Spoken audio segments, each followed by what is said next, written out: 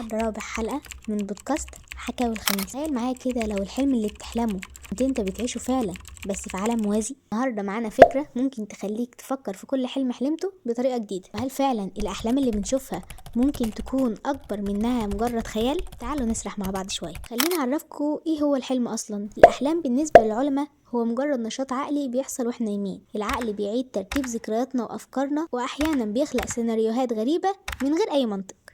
لكن هل ممكن يكون في شيء أهم وأعمق الأحلام دي، زي إنها تكون مثلا نوافذ لعوالم تانية إحنا مش شايفينها؟ تعالوا أقول لكم في بعض النظريات العلمية زي نظرية العوالم المتعددة بيقولوا إن ممكن يكون في أكوان موازية، يعني كل احتمال في حياتك ممكن يحصل في عالم مختلف. طيب لو الحلم بتاعك مجرد زيارة لعالم موازي، عالم أنت فيه شخص مختلف بتعيش حياة مختلفة، تخيل إنك غني أو إنك بتطير مثلا، أو حتى إنك شخص تاني غير اللي أنت عليه دلوقتي. ممكن ده يكون نسخة تانية منك في عالم تاني. طبعا كتير مننا بيحلم حلم ولما بيصحى الحاجات دي بتحصل في الحقيقة. هل ده معناه مثلا إن إحنا شفنا المستقبل؟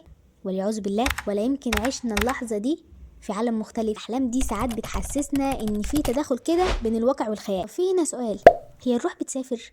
طب بتسافر فين؟ في الإسلام الروح ليها عالم خاص بيها. ربنا قال: الله يتوفى الأنفس حين موتها والتي لم تمت في منامها. صدق الله العظيم. ده معناه ان النوم ممكن يكون اشبه بسفر للروح. فهل الروح بتروح عوالم تانية واحنا نايمين؟ طب لو فعلا الاحلام هي حياة في عالم تاني، ليه دايما شكلها مش منطقي؟ يمكن ده لان القوانين هناك مختلفة مثلا، مفيش جاذبية، مفيش حدود للزمن، مفيش منطق زي اللي احنا عايشينه هنا. خلاصة الكلام ده ممكن يكون الحلم اكتر من مجرد حلم، سواء الاحلام دي خيال من عقلنا او زيارة لعوالم تانية او حتى رسالة من الروح، فهي دليل على ان الانسان مليان اسرار وابعاد لسه محدش اكتشفها. اكتبولي بقى في الكومنت، انتوا فعلا بتعتقدوا ان احنا بنعيش في عوالم تانية واحنا نايمين، ولا الاحلام دي مجرد حكايات من العقل الباطن؟ استنى اجاباتكم. باي يا حلوين.